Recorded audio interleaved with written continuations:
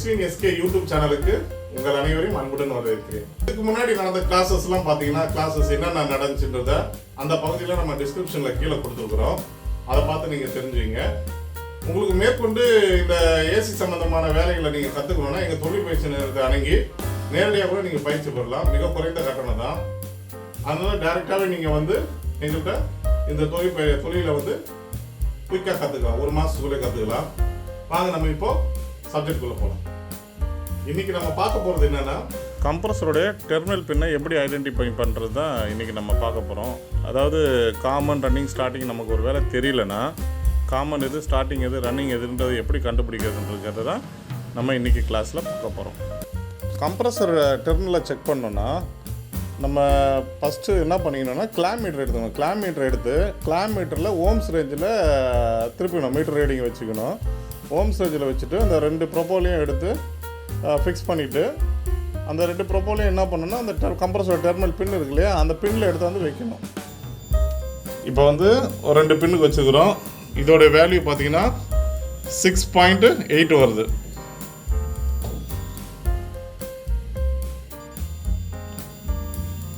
So அதுக்கு அடுத்து இருக்க வேல்யூ பார்த்தீங்கன்னா இது பார்த்தீங்கன்னா 7.3 வருது.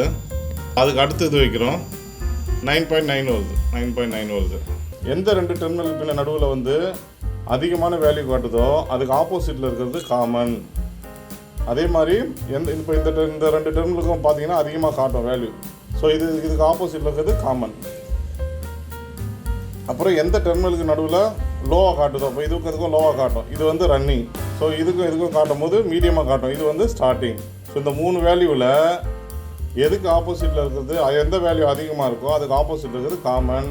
எந்த வேல்யூ லோவாக இருக்கோ அது வந்து ரன்னிங். எது மீடியமாக இருக்கோ அது வந்து ஸ்டார்டிங். ஸோ இப்படி தான் நம்ம இந்த டெர்மினலை பற்றி தெரிஞ்சுக்கணும். இப்போ சிக்கும் எஸ்ஸுக்கு டெர்மினல் பின்னுக்கும் வைக்கிறோம். கண்டினியூட்டி வருதான்னு பார்க்கணும். கண்டினியூட்டி வருது. டீப் சவுண்ட் வருது, கேட்குதுங்களா? ஸோ கண்டினியூட்டி வருது. அடுத்து சிக்கும் ஆருக்கும் வைத்தோம், அதுக்கும் கண்டினியூட்டி வருது. இப்போ ஆருக்கும் எஸ்ஸுக்கும் வைக்கிறோம். ஸோ கண்டினியூட்டி வருது. இப்போ இது மாதிரி கண்டினியூட்டி 3த்துக்கும் வைக்கும்போது நல்லா இருந்துச்சுன்னா உள்ள வைண்டிங் நல்லா இருக்குன்னு அர்த்தம். ஸோ இப்போ பாடிக்கும் இங்கே வச்சு பார்க்குறோம். ஸோ எந்த இதுவுமே வரல, சவுண்ட் வரல. சிக்கு வச்சு பார்க்குறோம், சவுண்ட் வரல. அப்புறம் எஸ்ஸுக்கு வச்சு பார்க்குறோம், சவுண்ட் வரல. ஸோ ஆருக்கு வச்சு பார்க்குறோம், சவுண்ட் இல்லை. இப்போ பாடி ஆகல, கம்ப்ரஸரு இது நல்லா இருக்குன்னு அர்த்தம். ஸோ இப்போ பாடி டு பாடி வைக்கும் போது சவுண்டு கேட்குது பாரு. ஸோ இந்த மாதிரி தான் பாடியாக இருந்துச்சுன்னா சவுண்டு கேட்கும். இன்னைக்கு கிளாஸில் நம்ம இவ்வளோ நேரம் பார்த்தது ஒரு கம்ப்ரஸருடைய டெர்மினல் பின்னில் காமன், ரன்னிங், ஸ்டார்டிங் எப்படி கண்டுபிடிக்கின்றதை பார்த்தோம்.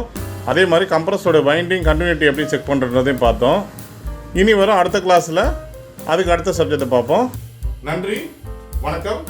உங்களிடமிருந்து விடைபெறுவது எஸ்வின் எஸ்கே.